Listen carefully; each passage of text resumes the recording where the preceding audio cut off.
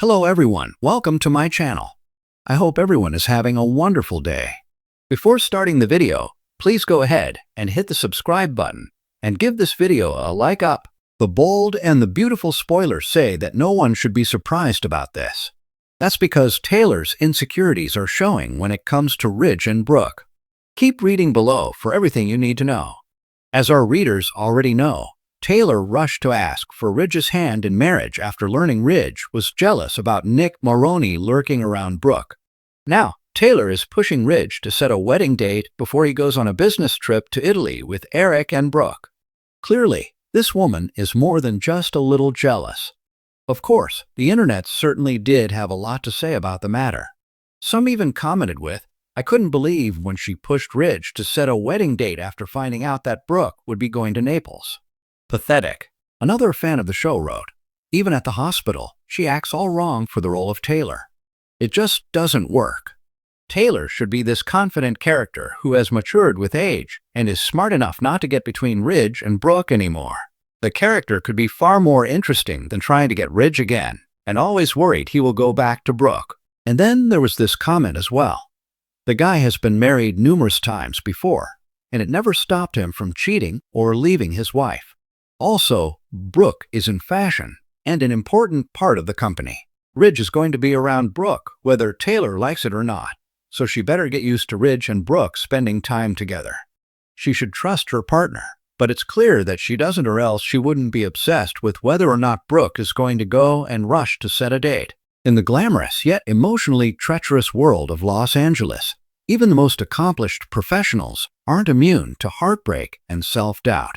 Taylor Hayes, the accomplished psychiatrist and longtime matriarchal force in The Bold and the Beautiful, has always worn a calm, composed mask. But that mask is beginning to crack, and her insecurities are spilling through the seams. As Ridge continues to straddle the impossible emotional divide between Taylor and Brooke, Taylor finds herself revisiting painful memories she thought she'd long put behind her. The promises Ridge once made, the future they dreamed of together, and the years she spent hoping he'd finally choose her over Brooke, they all come flooding back like emotional aftershocks. And now, with Ridge once again acting unpredictable, Taylor is no longer just hurt. She's questioning everything. Taylor's return to Los Angeles was meant to be a reset, a chance to reconnect with her family, establish stability, and maybe, just maybe, rekindle what she once had with Ridge. For a while, it looked promising. They bonded over their children, shared therapy sessions, and even leaned on one another after a series of family tragedies. It was a slow burn, a hopeful path back to love. But as always, Brooke was never far from Ridge's orbit. Their magnetic pull, one that Taylor could never quite sever, has returned with a vengeance. The more time Ridge spends checking in on Brooke, the more Taylor feels like an option rather than a priority. Behind closed doors, Taylor stares at her reflection and sees not the poised professional she projects to the world, but the woman who's been left again. She hears the whispered voices of her past doubts, the ones that ask, "Was I ever enough? Or was I just a momentary comfort between Ridge's storms with Brooke?" On the surface, Taylor is graceful. She counsels her children, reminds Steffi to stay strong in Finn's absence, and offers sage advice to Thomas as he wrestles with his own love life. But those closest to her, especially Steffi, can tell something is off. One scene at the Cliff House says it all. As Taylor helped Steffi sort through a box of old baby clothes for Kelly and Hayes, she picked up a tiny pair of booties and just froze. Her smile faded for a heartbeat too long. "Mom?" Steffi asked gently. Taylor blinked and forced a laugh. "Just memories," she said. But Steffi saw the mist in her mother's eyes. She saw the distance, and she heard the unspoken sentence in the silence. "Memories of a life I thought I'd have. Memories of what Ridge and I could have been." What's fueling Taylor's spiral is not just her own trauma. It's Ridge's maddening inconsistency. One day, he's promising to build a life with her. The next, he's having lunch with Brooke, looking at her like she still holds the moon. Recently, when Taylor walked into Il Giardino and spotted Ridge sharing a bottle of wine with Brooke, laughing like they hadn't just hurt her. Something inside her cracked. She didn't confront them. She didn't storm out.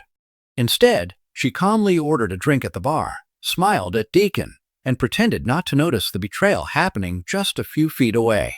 But that night, alone in her bedroom, she broke down.